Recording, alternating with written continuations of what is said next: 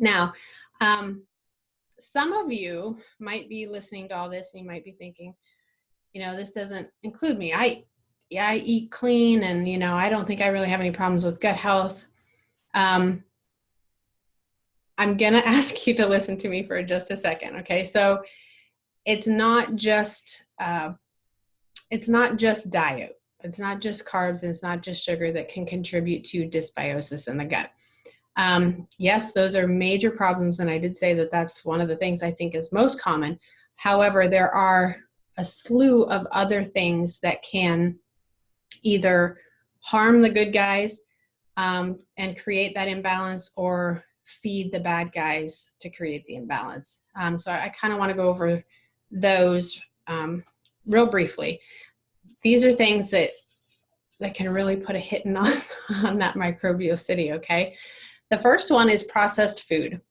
Even if it's not sugary or high carb processed food, there's certain additives in different foods that have been shown to alter the mucus barrier in the gut. And what that does is it also affects the microbes that are associated with this barrier. So it kind of indirectly hinders or harms the good microbes. Artificial sweeteners.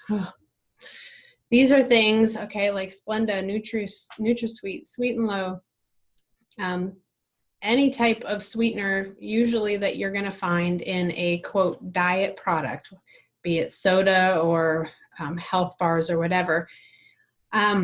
These things are added as a way to make you think that it's healthy for you because it's going to help you control your blood sugar or blood glucose, like I talked about in the last video. However, these are very, very, very hard on the microbiome, okay? Because these artificial sweeteners, they pass through the GI tract without being digested. They actually come in direct contact with the bacteria in the colon, okay? And studies show that after this contact in the colon, over 40 different groups of bacteria, good bacteria, were significantly altered in the microbiome. 40 different groups, that's huge. That is a huge effect, okay? Number 3, antibiotics, okay? Well, antibiotics are beneficial for killing or inhibiting, various types of infections, bacterial infections. It's important to remember, like I said before, probiotics means pro-life. Antibiotics means anti-life. It attacks and it kills these organisms, but it is not selective in the attack. What I mean is they don't just have the ability to just go after the bad guys. Yes, some of them are more effective on certain strains, but they're not completely selective where they will leave the good guys alone. So what happens is antibiotics are antibacterial. So in most cases, that means good guys and bad guys. Studies have shown that antibiotics can affect about 30% of the bacteria in the gut, causing a very fast, very quick decline in the numbers of bacteria, but also in the diversity of the groups, okay? So once a person stops taking antibiotics, the microbiome can bounce back, but usually only to a degree, okay? These antibiotic-reduced changes in a person's microbiome, they usually last for long periods of time. We're talking months, even years. It's been shown in studies. Some studies even show that the microbiome doesn't fully even bounce back at all, depending on the type of antibiotic used. So this is very important to consider when we think about how many really important things these workers do in the microbiome community. And what's more, other studies are showing that the remaining bacteria that are left after antibiotic use, they don't always operate in the same way. They're kind of like they got beat up or something, they suffer from damaged cell membranes, and it changes the way they behave in the body. So they're not able to be very efficient at their job, even if they're there in the microbiome still. It affects gene expression. It increases antibiotic resistance, alters stress response, among so many other things. And when we're talking about antibiotic resistance, I'm actually going to post some more information on that, because that is a huge, and I mean huge, problem right now. They're actually doing studies that are terrifying. Again, I'm going to post a lot of it, but there's what's known as superbugs right now. You've probably heard a lot about that. But the antibiotic resistance issue, especially in this country right now, it's scary what can happen if we don't turn this around. The next thing that can be harmful to the good guys in the microbiome are GMOs. So it's been estimated that more than 80% of genetically modified crops grown worldwide are, they're engineered to kind of tolerate a really high amount of herbicides, insecticides, the most common one being Roundup. The benefit for farmers is that, you know, they can spray their crops and kill all the weeds, but the produce will be left unharmed. It'll still grow. The problem is, you know, this is great for farmers, but when we eat the produce, it's totally laced with these pesticides. And unfortunately, these things, these herbicides, pesticides, insecticides, they act like an antimicrobial, antibacterial atomic bomb. So it's killing everything. It's wiping out good bacteria and keeping us, you know, in dysbiosis a lot of times. In fact, research have proposed that the main component of Roundup is one of the most important factors in celiac disease. They actually found that fish who were exposed to Roundup developed digestive problems that were very similar to celiac disease. So this also is something to consider when you're looking at your diet. Number 5, the other thing that harms the microbiome, or potentially can harm the microbiome, are various OTC products, medications, over-the-counter stuff. Things like mouthwash, aspirin, antacids, painkillers, laxatives. These things all have an effect on the microbiome. A recent study found that more than 800 OTC products had antibacterial effects.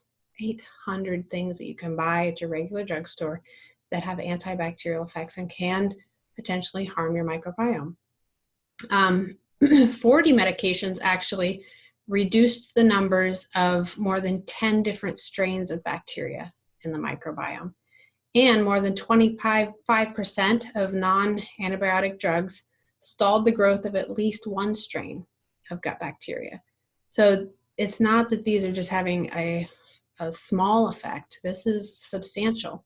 In fact, the NSAIDs, the non-steroidal anti-inflammatory drugs, things like ibuprofen, they can cause a substantial increase in bad bacteria in the gut. So, you know, you're taking an OTC med, maybe it's your mouthwash or antacid or whatever, that are decreasing the good guys substantially and many strains of it, but then you're taking ibuprofen then that are increasing the bad guys. And this is how unknowingly we can create dysbiosis in the gut microbiome. The next thing, number 6 to consider, is chlorinated drinking water. You might think, well, I don't have chlorinated drinking water. A good portion of tap water, city water, has chlorine in it. And chlorine kills all bacteria, regardless of whether it's good, bad, whatever. So if you're concerned about that, and you can get online, and some municipalities post different things about their water. But even if you're just a little concerned about it, one thing you can do is invest in a water purifier, which would help to purify that from your water. Number 7, artificial food coloring. Most synthetic food dyes come from petroleum or crude oil, okay? And this can contribute to intestinal inflammation, which can result in a leaky gut lining, and then this exposes the good bacteria, and it can also allow harmful bacteria to spread throughout the body. Number 8, proton pump inhibitors. This is a very common medication. But proton pump inhibitors have been found in animal studies, not human studies, but animal studies, to negatively alter the gut microbiome. And primarily what it alters is the diversity of groups. So when you're thinking about all the different groups and all the different important jobs, you're taking out groups, so you're hindering your body from performing these different jobs that it needs to do. Number 9, not enough sleep. Okay, sleep affects the microbiome. It doesn't necessarily alter the diversity of strains very much, but the levels of each strain have been seen to change dramatically in these studies. Actually, even after just 2 nights of sleep deprivation, the participants in this one study, their gut bacteria resembled the gut bacteria from participants in other studies that were either clinically obese or had metabolic disorders, and that's just after 2 nights of severe sleep deprivation. So not enough sleep can potentially harm the microbiome. Next one, stress, okay? This is a huge one for so many people. Studies have found that a single stress exposure and a social stress, okay, can change the gut microbiome similar to what is seen following even like intense emotional stresses, traumas even. And that the more these little things happen, the change in the microbiome gets bigger and bigger with each subsequent stressor. So it's not just one stress that affects it, it gets worse as stress goes on. So that's the study actually showed that the communities not only became less diverse in the study, but they also had greater number of harmful bacteria. So they say that it can even change the pH in the gut, and certain bacteria need different levels of pH. So it can help one strand grow and another strand die off.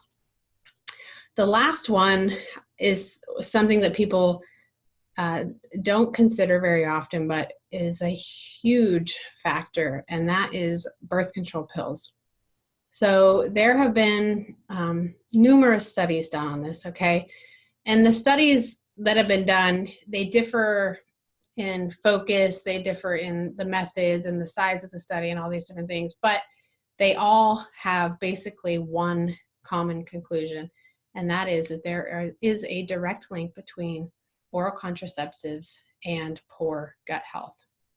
Now, many of the studies even actually link birth control use with things like IBD and Crohn's disease.